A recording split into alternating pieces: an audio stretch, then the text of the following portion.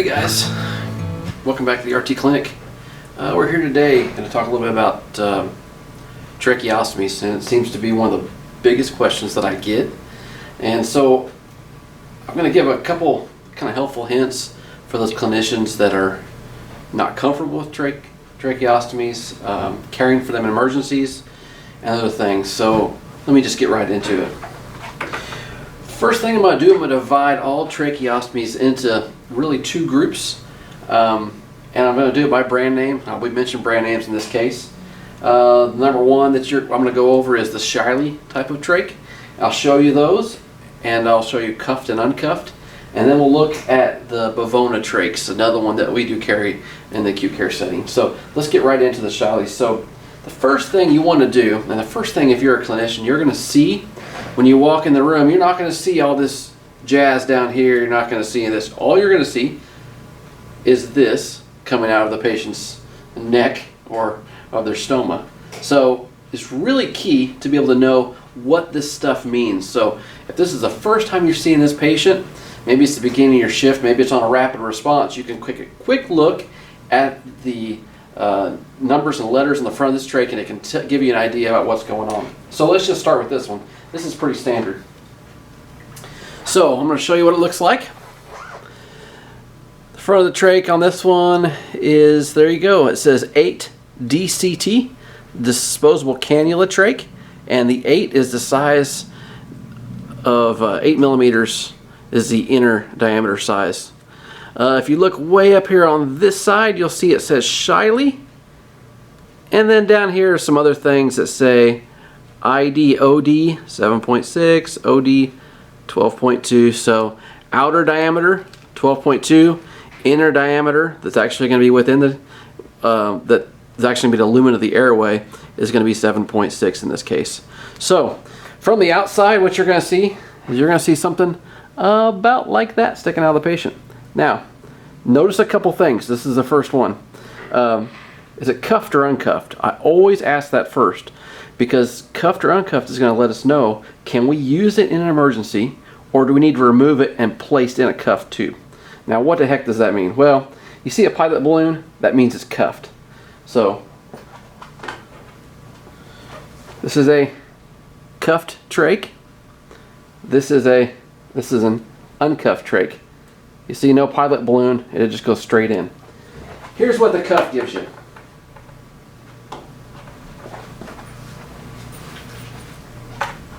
Alright. The cuff allows you to seal the trach inside the airway. So, by adding air to the pilot balloon, you're going to watch here, I'll put my hand behind it so you can see, you're going to watch as the cuff inflates just like a cuff on an ET tube. So, high volume, low pressure cuff, seals in the airway, and then is going to allow you to ventilate through this piece right here directly into the trachea. With the cuff deflated, it may sit and look a bit like this, although it is exaggerated. It may look like this inside the trachea. So when you deliver a breath, it's actually going to go in to the lungs, but a lot of it's going to go path of least resistance. So it's going to come out of their mouth. So it's not going to get where it needs to go. That's why we inflate the cuff, and you can see there it seals off the airway and then allows us to deliver breath. Well, the next thing you want to make sure you have, this is with the Shiley in particular, is you have to have this disposable inner cannula. This comes with each one, and patients usually have this in. This is a really nice feature of this, especially if they're using it in a home care setting. So this is just a plastic inner cannula, really close. It's really hard to see, but on here it says 8, so this is for that size. Has a couple clips. It says do not clean or reuse on that. So this is pretty much telling you that this is disposable. You're gonna, if you take this out, don't clean it and reuse it, you're just gonna throw it away and put a new one in. So, and you heard it click there. This actually just pushes straight down the barrel of that trach, and it clicks into place with these two little pieces here. So, with that in place, we have an inner cannula in place, so we have a direct lumen to deliver breath, especially when our cuff is inflated. So, a lot of times what happens is a patient will get short of breath and will think it's a mucus plug. The very first thing we should do, really, is of course suction them, but we also pull out their inner cannula and change it.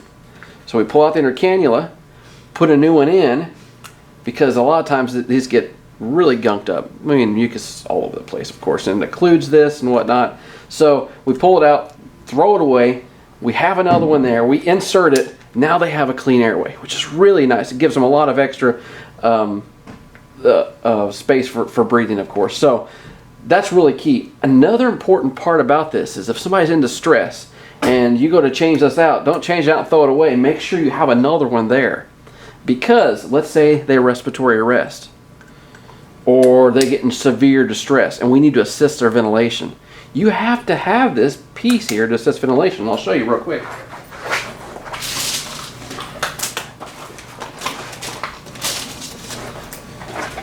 The really cool thing about all these respiratory devices is they all attach really well to a bag valve mask. So you see, you could attach this here, you could deliver those really nice breaths, but you have to have the inner cannula. I've seen this happen a couple times. Take the inner cannula out, throw it over the side, patient respiratory arrest, and now we have no adapter to go on this. So it's really key to make sure that you have this adapter to go on for your Shiley trachs, so we can deliver those breaths. And of course those respirations were too fast. But all right, so there's the first one. Shiley, we have 8. The size is 8, so 8 millimeter inner diameter. It's kind of close. It's actually 7.6, but they call it an 8. So an 8 DCT. Let's look at the next one. Another Shiley. Get up close here again. And focus. All right, what do we see on there? We see Shiley. We see 6 DCFN.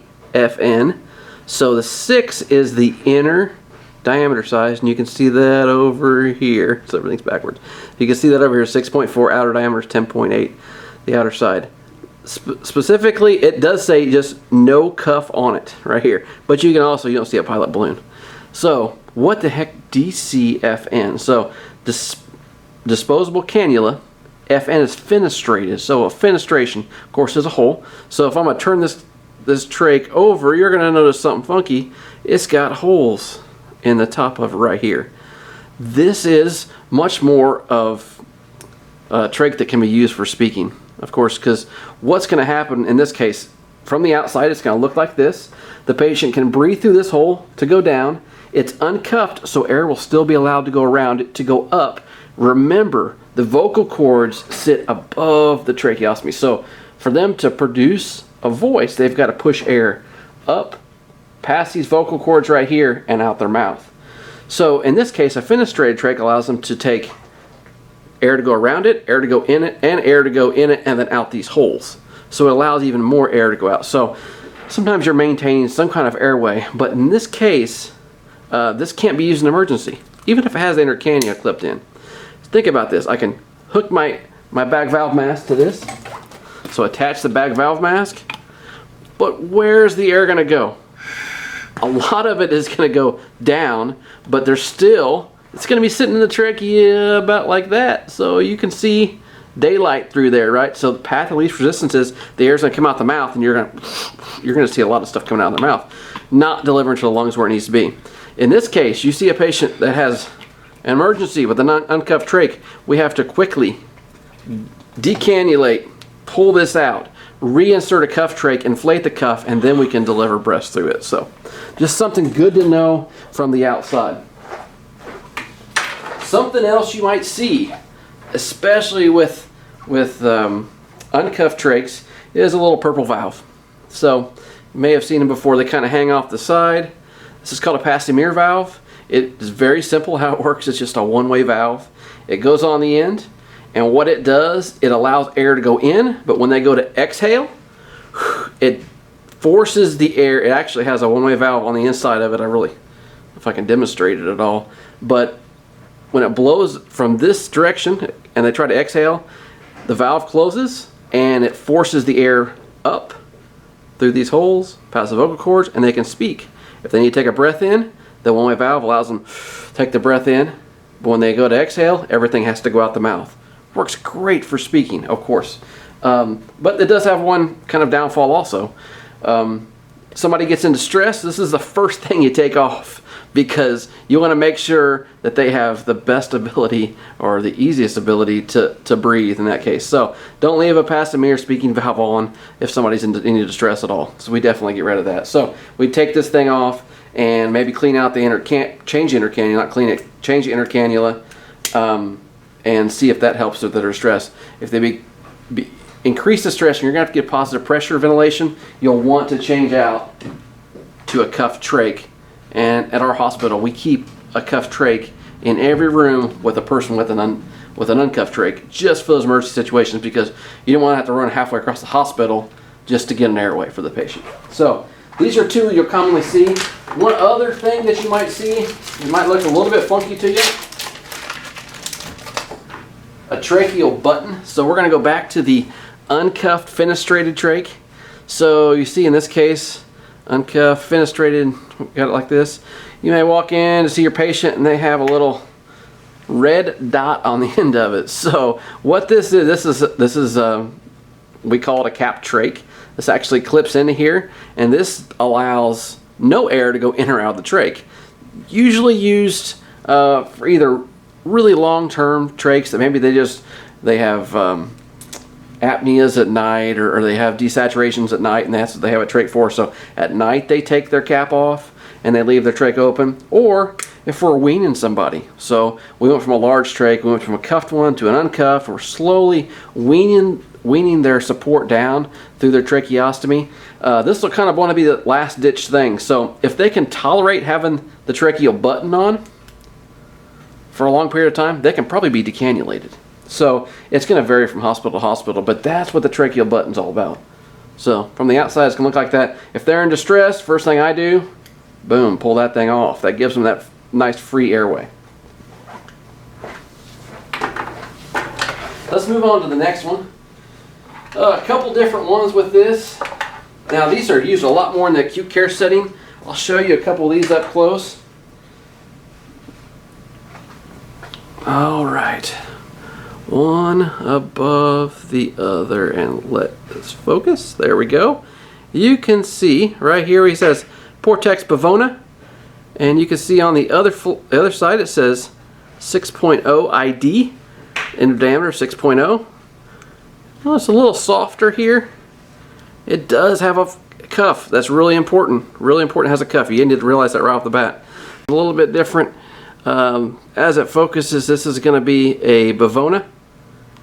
You can see that right here. Portex Bavona. There it is.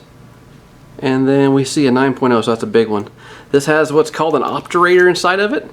This is a piece that comes with every trach. We have to have this inserted when we insert the trach. It gives it some rigidity, has a soft kind of, not necessarily sharp, but kind of tapered tip on it. Watch, I'll show you as it comes out the end here. As I insert it, you'll see that stick up. That allows it to go in, so we're not inserting a trach that's hollow and flimsy inside somebody's stoma. So that's what an obturator is. We usually keep those in the room, especially after reinsert the trach. We try to just have a new trach to put in. We don't like to pull one out and reinsert one.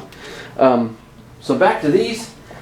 We noticed it was cuffed, but these cuffs are a little bit different. So let me get this 6.0 Bavona back up here. Cut that. So these are cuffed. Let me get this 6.0 Bavona back up here. I'm going to show you it again. I think this is important that everybody sees what this looks like. The Portex Bavona, the 6.0. It's cuffed. Great. The difference is with these is they have a water cuff just because they're special. So we use sterile water in a syringe, and you're going to watch as I add the sterile. Whoop. This one has a leaking cuff. Okay, we're not going to use that one. That's one that's been in the sim center for a while. So let's go to one that doesn't have a leaking cuff. The water should not shoot out. It should not go down there. So we're going to insert some water in here. You see that cuff get larger. It's filled with water. And then our pilot balloon, of course, also filled with water in this case. So that's the difference. If you got to remove or deflate this cuff, just put a syringe up to it, you'll pull water out. Don't be freaked out by it, but that's just how it works. But if you have to re-inflate, it's really important that this is a water cuff, so you stir water for it. But in all cases, it's cupped, so it can be used in an emergency. So one bonus and one downfall to the Bavona trach. In-house, it's really nice because if you notice on the front side, it has this adapter. Where have we seen that before? Well, this is the adapter that hooks directly up to our bag valve mask. That's awesome. So the difference is this has no inner cannula. You can't pull this thing out. It's been tried to be done before, and unfortunately, somebody usually does. They're used to Charlie trachs, and they try to pull this thing out real hard. Guess what happens? The entire trach comes out. Bad news for you in that case.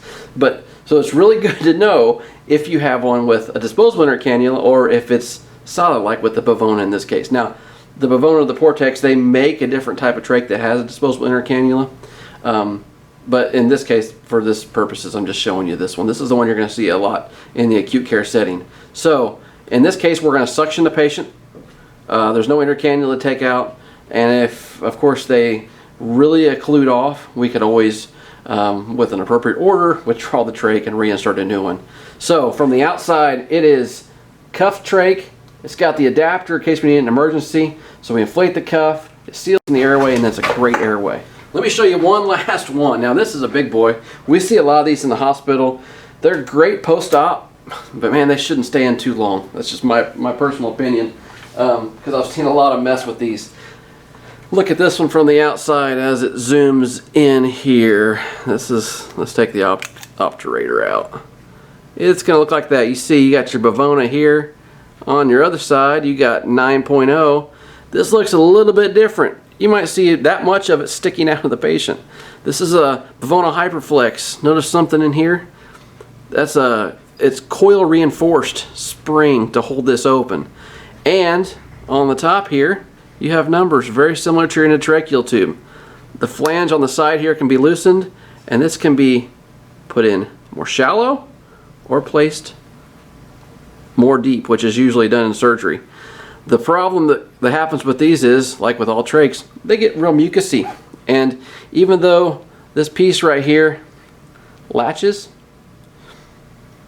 see, it latched and holds pretty well, when it gets mucousy, it could have a tendency to slide, and I could do it with a lot of pressure here, but it's sliding on its own, and then that will cause migration of your tracheal tube, so it can go too high, too low. You can have all kinds of issues with it. But if you see somebody from the outside, they have this long, like an ET tube sticking out of their tracheostomy, they probably have a Bavona Hyperflex. Of course, it's cuffed, so that's good. It can be used in emergency, but it's definitely something we want to have replaced before they leave the hospital.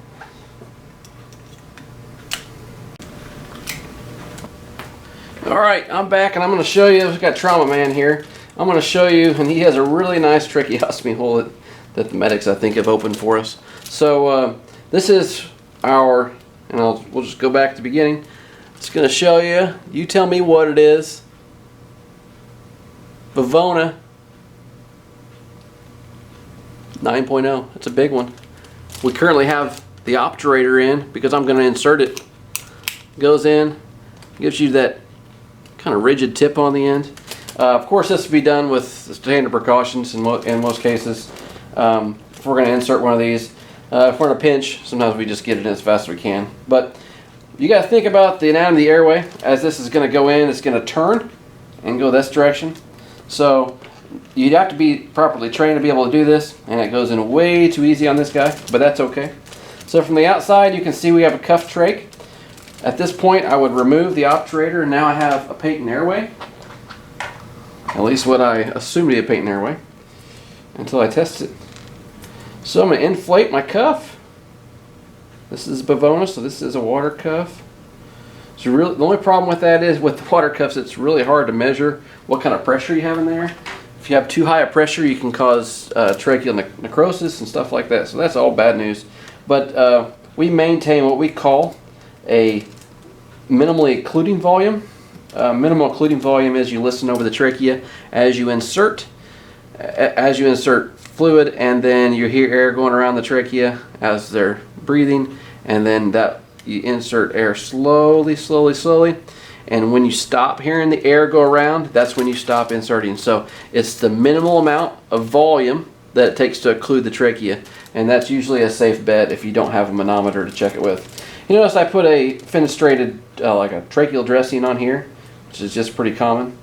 And then I've got a couple trach ties. So this trach tie here can be adjusted a little more difficult because he does have no head, but the trach ties will go like this. Actually, it might be easier because he has no head.